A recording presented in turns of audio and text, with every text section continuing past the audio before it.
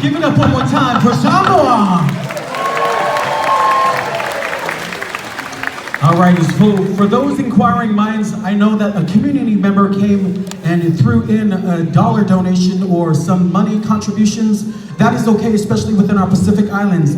Many of our families, friends, loved ones who do come to give monetary contributions or donations, it's a way of signifying love, showing respect, and also representing the beautiful islands of who they are and where they come from.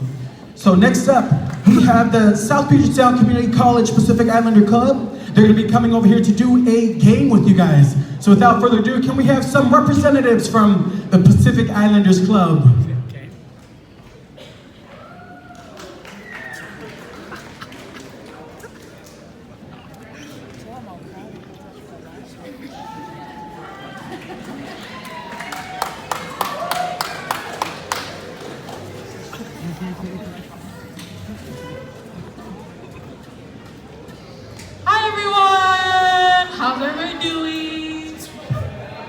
Okay, come on. That was a really dope Sāsā. Come on, how's everybody doing?